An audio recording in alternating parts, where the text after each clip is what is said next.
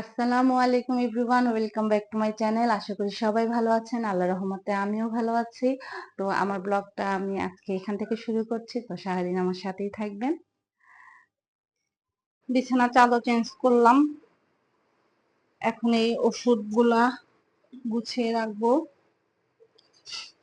এই যে এখানে থাকে ওষুধগুলা, তো এটা ময়লা হয়ে গেছে, এটা পরিষ্কার করে ওষুধগুলা রাখবো।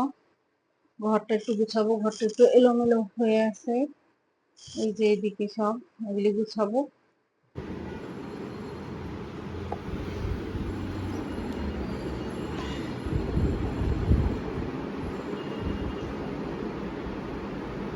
শাশুড়ি আর শাশুড়ির ছেলে খাবার দিলাম, ওনারা খাবে।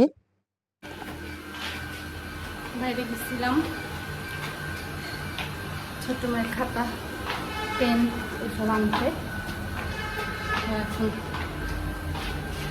উপরে উঠতেছি, বাইরে ভিডিও করতে পারিনি কারণ অনেক জ্যাম, মানে জ্যাম ঠিক না, মানুষজন বেশি, মোবাইল বের করতে পারিনি এই জন্য। আর এই কাছে গেছি, এখন বাসা যাচ্ছি, তারপরে আবার কথা। বাইরে থেকে আসলাম, একদম হাঁপিয়ে গেছি, সিঁড়িতে উঠতে উঠতে হাঁপিয়ে গেছি। আর কি গরম, অনেক গরম। আইসক্রিম খেয়েছি আমি, আমার হাজবেন্ড, এত গরম। ছোট মেয়ের বই, খাতা, পেন এগুলি আনতে গেছিলাম।